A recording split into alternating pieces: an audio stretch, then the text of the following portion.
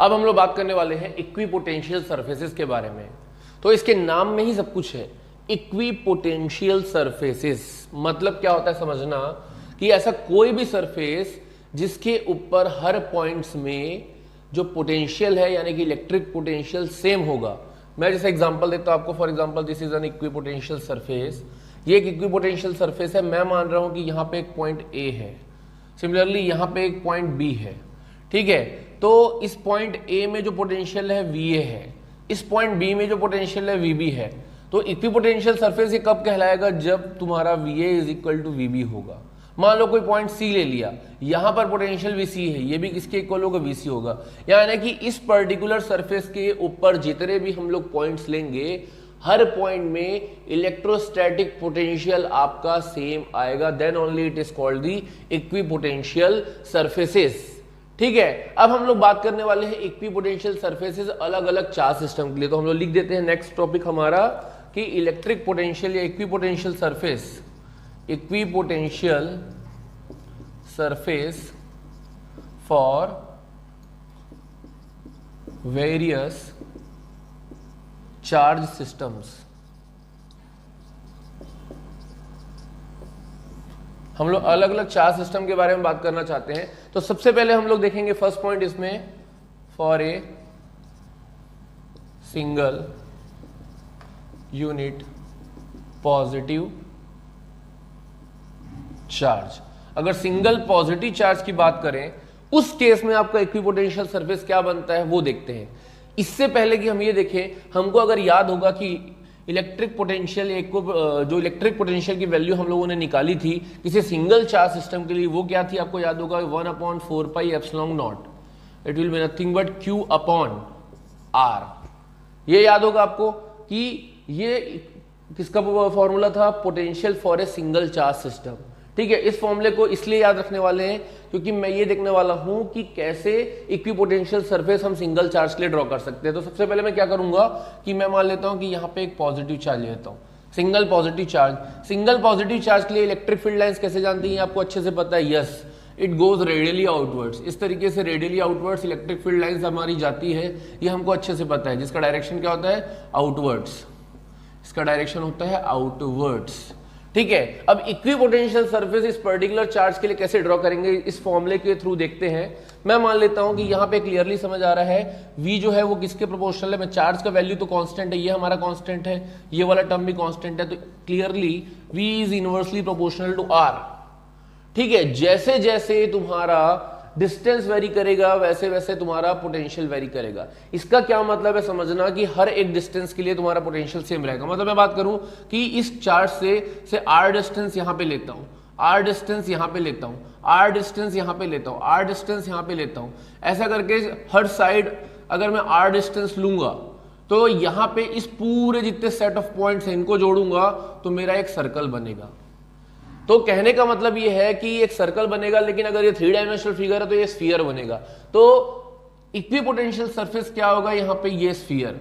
तो किसी particular radius पे तुम्हारा इक्विपोटेंशियल सरफेस मतलब इस पर्टिकुलर स्फेरिकल सरफेस पे क्या होगा, वोल्टेज या इलेक्ट्रिक पोटेंशियल क्या होगा, सेम होगा।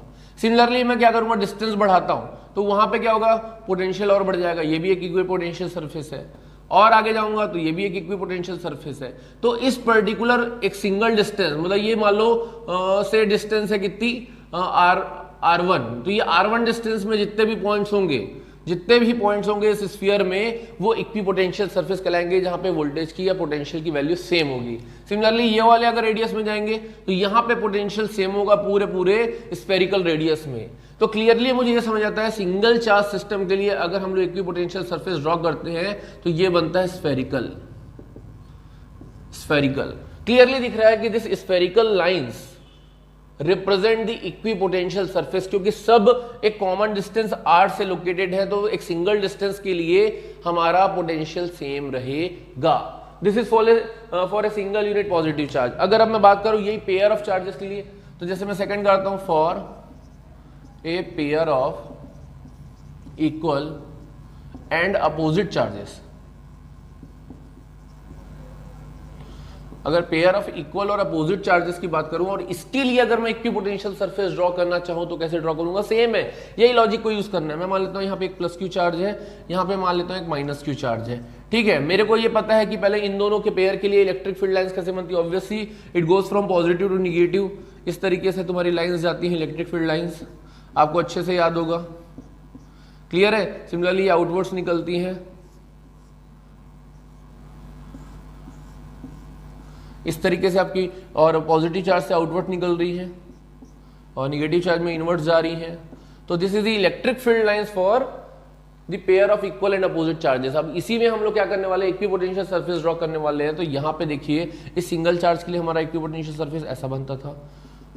So this will be the this dotted line, spherical dotted lines will represent the equipotential surface. Similarly for the negative charge also, because it doesn't matter the what is the sign of the charge, but it will have the same kind of equipotential surface because it depends on the distance.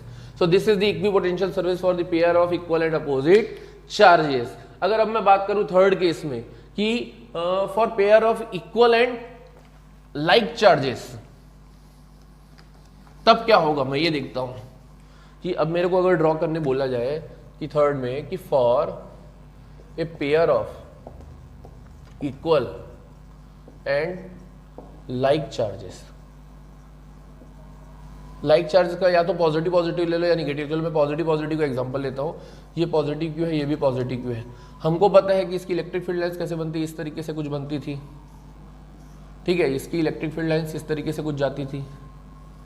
Similarly इसकी electric field lines भी इस तरीके से गुजरती थी, repulsion show करता था अगर आपको याद होगा तो। इस तरीके से ये इलेक्ट्रिक फील्ड लाइंस हमारी ड्रॉ होती थी किसके लिए, for pair of equal and like charges, clear है। This is the for pair of equal and like charges. अगर अब हम इक्विपोटेंशियल सरफेस इसके लिए ड्रॉ करें तो again it will be dotted lines, but यहां पे थोड़ा सा ना जो दो लाइंस के बीच का डिस्टेंस है वो कम होता जाएगा इस साइड में, क्योंकि यहाँ पे रिपल्सन के कारण थोड़ा सा वो इक्विपोटेंशियल सरफेस कंप्रेस हो जाएगा, क्लियर है। तो यहाँ पर भी मैं सेम ऐसा ड्रॉ करूँगा, फिर इस तरफ जाते जाऊँगा तो लाइंस के बीच का थोड़ा सा डिस्टेंस कम होते हुए दिखेगा, इधर सेम रहेगा, इधर थोड़ा सा कम होते हुए दिखेगा। ये क्यों हो रहा है, क्योंकि due to repulsion between the two like charges. So this how we can draw the equipotential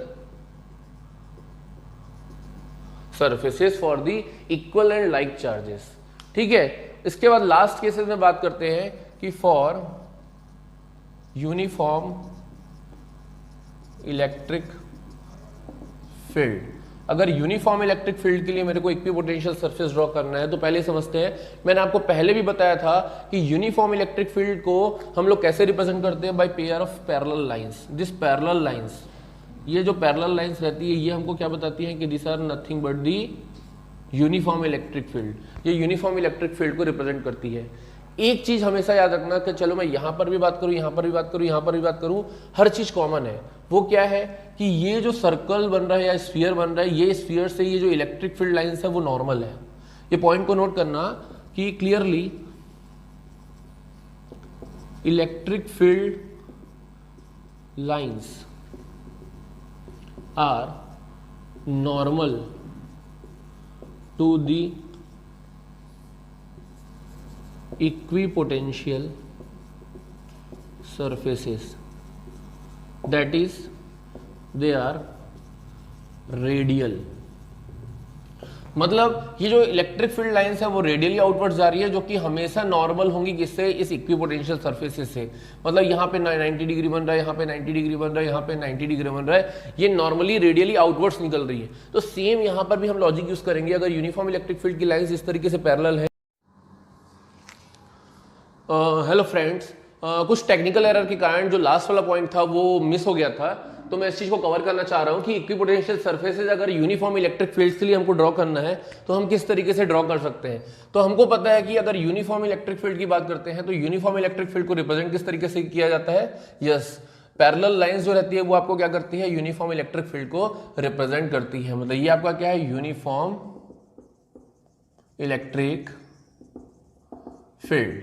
हमको क्या करना है, इस यूनिफॉर्म इलेक्ट्रिक फील्ड के लिए इक्विपोटेंशियल सर्फेसेस ड्रॉ करना है।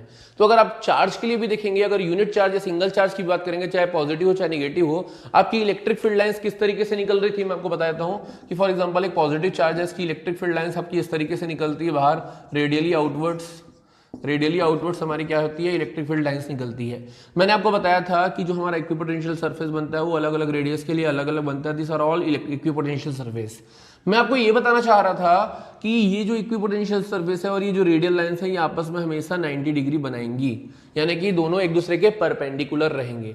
यही कॉन्सेप्ट यहाँ पर भी यूज होगा। आपकी इलेक्ट्रिक फील्ड लाइंस अगर इस तरीके से पैरेलल है तो आप सरफेस को किस तरीके से प्लेस करेंगे कि वो इक्विपोटेंशियल सरफेस कहलाएगा। यस, आप क्या करेंगे, इस तरीके से क्या करेंगे, एक सरफेस को इसके इनसाइड में प्लेस करेंगे ताकि ये जो सरफेस है ये इलेक्ट्रिक फील्ड लाइंस को नॉर्मली पास होने दे। So this is called the equipotential surface in case of the uniform electric field. ठीक है, तो ये सब क्या है आपका, ये जितनी भी ड्रॉ बना रहा हूं आपको डायग्राम, ये जितने भी प्लेन्स हैं, इसको हम लोग जनरली बोलते हैं प्लेन्स। ये प्लेन्स जो है ये आपके इक्विपोटेंशियल सरफेसेस को रिप्रेजेंट कर रहे हैं। ये इक्विपोटेंशियल सरफेसेस है, ये आपकी इलेक्ट्रिक फील्ड लाइंस है, दोनों आपस में नॉर्मल है।